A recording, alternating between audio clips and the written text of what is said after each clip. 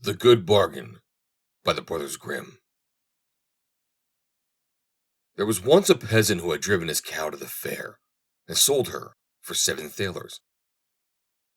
On the way home, he had to pass a pond, and already from afar he heard the frogs crying, "Egg, egg, egg, egg." "Well," said he to himself, "they are talking without rhyme or reason. It is 7 that I have received, not 8. When he got to the water, he cried to them, "Stupid animals that you are! Don't you know better than that? It is 7 thalers, and not 8. The frogs, however, stood to their "Ache, ache, ache, ache." "Come, then, if you won't believe it. I can count it out to you."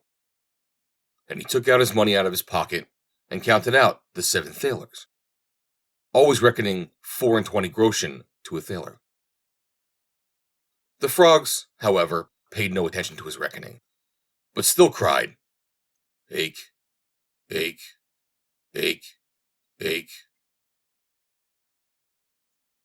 "What?" cried the peasant, quite angry. "Since you are determined to know better than I, count it yourselves," and threw all the money into the water to them. He stood still and wanted to wait until they were done and had brought him his own again. But the frogs maintained their opinion and cried continually, "Ache, ache, ache, ache." And besides that, did not throw the money out again. He still waited a long while until evening came on, and he was forced to go home. Then he abused the frogs and cried, "You water splashers! You thickheads! You goggle eyes! You have great mouths and can screech till you hurt one's ears. But you cannot count 7 thalers. Do you think I'm going to stand here till you get done?" And with that he went away. But the frogs still cried, "Ache, ache, ache, ache," after him, till he went home quite angry. After a while he bought another cow, which he killed, and he made the calculation that if he sold the meat well, he might gain as much as 2 cows' worth, and have the skin into the bargain. When, therefore, he got to the town with the meat, a great troop of dogs were gathered together in front of the gate, with a large greyhound at the head of them, which jumped at the meat, snuffed at it, and barked, "Wow, wow, wow." As there was no stopping him, the peasant said to him, "Yes, yes, I know quite well that thou art saying, 'Wow, wow, wow,' because thou wantest some of the meat. But I should fare badly if I were to give it to thee." The dog, however, answered nothing but, "Wow, wow." "Wilt thou promise not to devour it all, then? And wilt thou go bail for thy companions?" "Wow, wow, wow," said the dog. "Well, if thou insistest on it, I will leave it for thee. I know thee well, and know who is thy master. But this I tell thee, I must have my money in 3 days, or else it will go ill for thee. Thou must bring it out to me."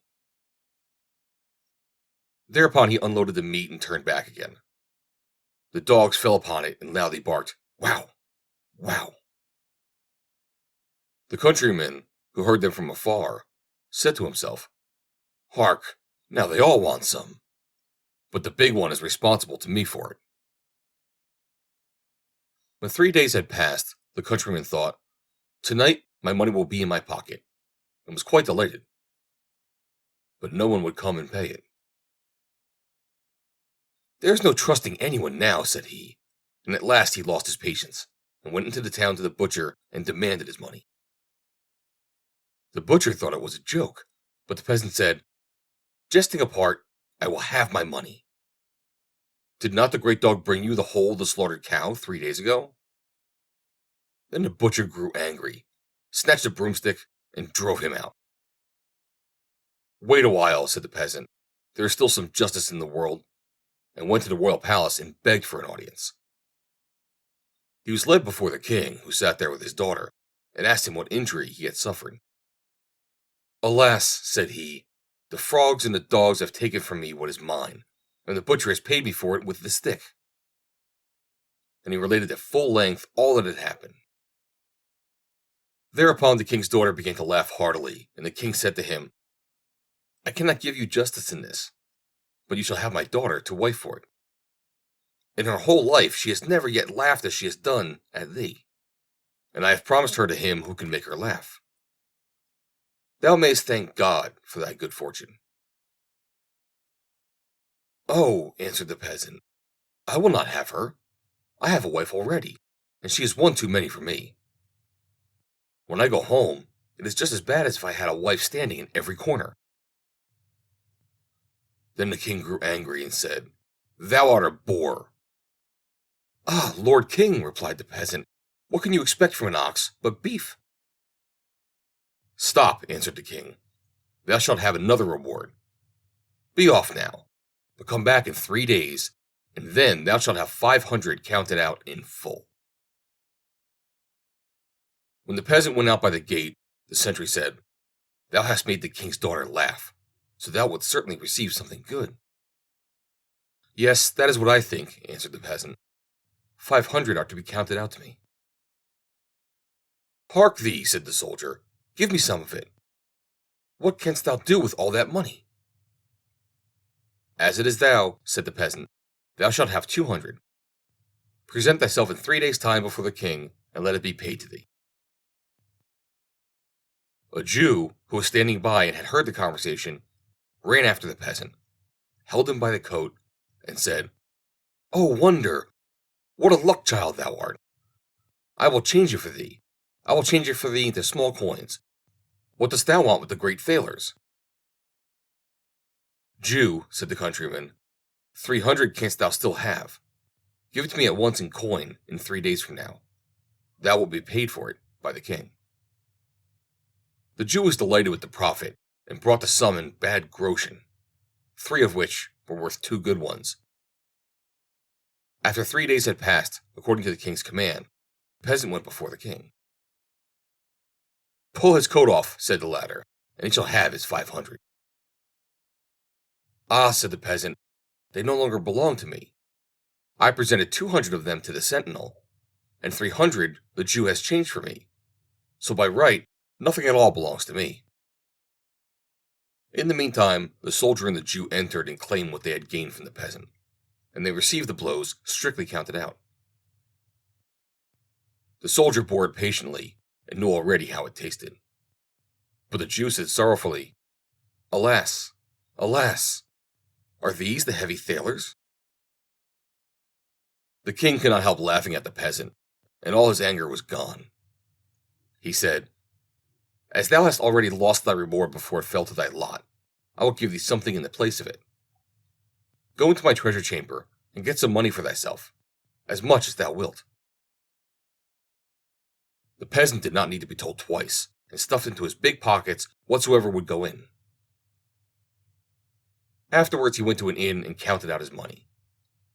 The Jew had crept after him, and heard how he muttered to himself, "That rogue of a king has cheated me after all. Why could he not have given me the money himself? And then I should have known what I had. How can I tell now if what I have had the luck to put in my pockets is right or not?" "Good heavens," said the Jew to himself, "that man is speaking disrespectfully of our lord the king. I will run and inform, and then I shall get a reward, and he will be punished as well." When the king heard of the peasant's words, he fell into a passion, and commanded the Jew to go and bring the offender to him. The Jew ran to the peasant.